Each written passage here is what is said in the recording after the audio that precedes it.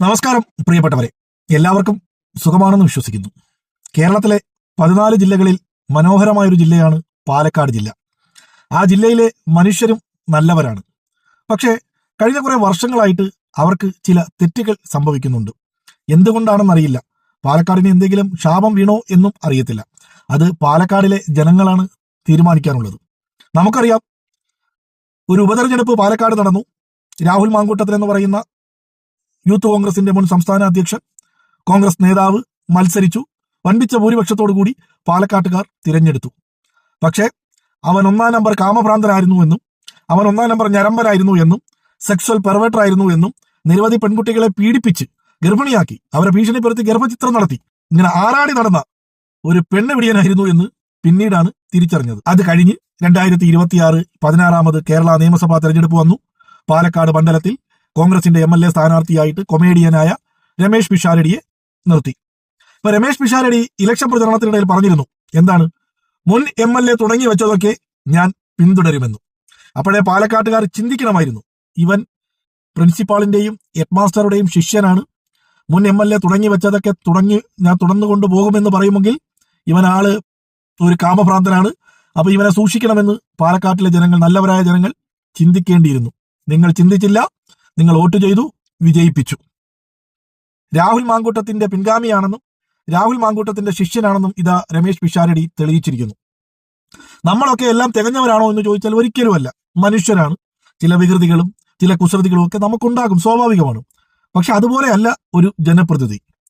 ശ്വേതാ മേനോനും രമേശ് പിഷാരടിയുമായിട്ടുള്ള ഒരു voice clip പുറത്തു വന്നിട്ടുണ്ട്.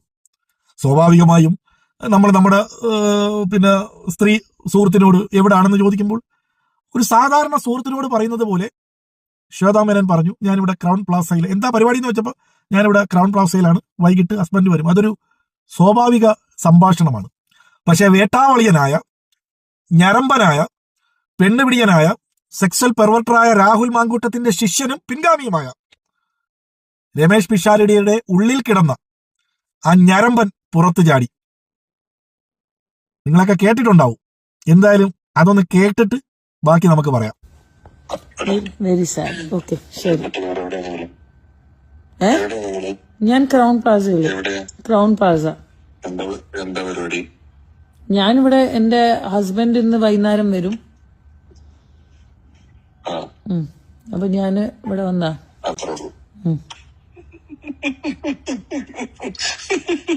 ഹലോ, എന്തേ? ഞാനേ നിങ്ങളോട് ക്രൗൺ പ്ലാസ എന്താ പരിപാടി വൈകിട്ട് ഹസ്ബൻഡ് വരുമോ? അല്ല, അതല്ല, ഞാൻ അങ്ങനെയല്ല. ബോംബെന്ന് മൂപ്പര് വരും എന്നാ ഞാൻ പറഞ്ഞത്. അതാ ഞാൻ പറഞ്ഞു, മൂപ്പര് വന്നിട്ടാണോ പരിപാടി? ഓ, ആ പരിപാടി. ഓഫ്, അങ്ങനെയൊന്നുമല്ല. അല്ലേ, ഞാനത് കൂട്ടി വായിക്കാം. നിങ്ങളോട് ചോദിച്ചു എന്താ ഇന്ന് പരിപാടി കിട്ടിയിരുന്നു, വൈകിട്ട് ഹസ്ബൻഡ് വരും. ഞാൻ ഭയങ്കര സ്ട്രേറ്റ് ഫോർവേഡ് ആയ ഒരു വ്യക്തിയാണ്. അതാണ് എന്റെ ഏറ്റവും വലിയ പ്രശ്നം. എനിക്ക് ഇങ്ങനത്തെ ഒരു കാര്യങ്ങളും അറിയാത്ത ഒരു കാര്യം അതാണ്. അല്ല, ഹസ്ബൻഡ് വന്ന് പോട്ടല്ല. യു ജസ്റ്റ് പിഷു, I want you people to give me the. ശരി, ഓക്കെ, ശരി. ഇതിൽ നിന്ന് നിങ്ങൾക്ക് എന്താ മനസ്സിലായത്? ഷാഫി പറമ്പിലായാലും രാഹുൽ മാങ്കൂട്ടത്തിലായാലും അവരുടെയൊക്കെ ശിഷ്യന്മാരായ രമേശ് പിഷാരടി ആയാലും എല്ലാവരും വേട്ടാവളിയന്മാരാണ്, കാമഭ്രാന്തന്മാരാണ്, പെണ്ണുപിടിയന്മാരാണ്, ഞരമ്പന്മാരാണ്, സ്ത്രീയെ വെറും ഭോഗവസ്തുവായിട്ട് മാത്രം കാണുന്നവന്മാരാണെന്ന്. എന്താ ഇവരിങ്ങനെ എന്ന് ചോദിച്ചാൽ പാലക്കാട്ടുകാരെ, നിങ്ങളെയാണ് അതിന് പറയേണ്ടത്. നിങ്ങളാണ് ഇതിനൊക്കെ ഇവരെ പോലുള്ളവന്മാരെ തിരഞ്ഞെടുക്കുന്നത്. ഒരു സ്ത്രീ സുഹൃത്ത്, അവൻ ഒന്നും ഇല്ലാതെ അവരുടെ മാന്യമായ രീതിയിൽ അവർ ആ മറുപടി പറയുമ്പോൾ ആ മറുപടിയെ അതിലൊരു ചൂണ്ടയിടയാണ്. അവൻ വിചാരിച്ചത് ഇങ്ങനെ ചൂണ്ടയിടുമ്പോൾ അവൾ അതിൽ കയറി കൊളുത്തും. പിന്നെ അതുമായിട്ടുള്ള സംസാരം അതിങ്ങനെ നീണ്ടു പോയി അത് മറ്റൊരർത്ഥത്തിലേക്ക് കൊണ്ടെത്തിക്കാമെന്നാണ് രമേശ് പിഷാരടി എന്ന സ്ത്രീലമ്പടനായ ഞരമ്പനായ വേട്ടാവളിയൻ തീരുമാനിച്ചത്. പക്ഷെ ശ്വേതാ മേനോൻ, അവര് സിനിമാ നടിയാണ്, അവര് നല്ലതാണോ ചീത്തയാണോ അല്ലെങ്കിൽ അവരുടെ ഭാഗത്ത് തെറ്റുണ്ടോ അതൊന്നും നമുക്കറിയില്ല. പക്ഷെ അവർ ആ സംസാരത്തിൽ രമേശ് പിഷാരടി എന്ന് പറയുന്ന ഒരു ജനപ്രതിനിധിയോടാണ് അവർ സംസാരിച്ചത്. സംസാരിക്കുമ്പോൾ അവരവരുടെ മര്യാദയുടെ രീതിയിൽ സംസാരിച്ചു. പക്ഷെ അവൻ അതിനെ മറ്റൊരർത്ഥത്തിലേക്ക് കൊണ്ടുപോകാൻ ശ്രമിച്ചു. ഇതുപോലെയുള്ള വേട്ടാവളിയന്മാരെയൊക്കെ ഈ കോൺഗ്രസിന് എവിടുന്ന് കിട്ടുന്നു എന്നാണ് ഞാൻ പലവട്ടവും ചിന്തിച്ചതും ആലോചിച്ചതും. എന്തായാലും കൂടുതലൊന്നും പറയുന്നില്ല. എല്ലാവർക്കും നന്മകൾ നേരുന്നു.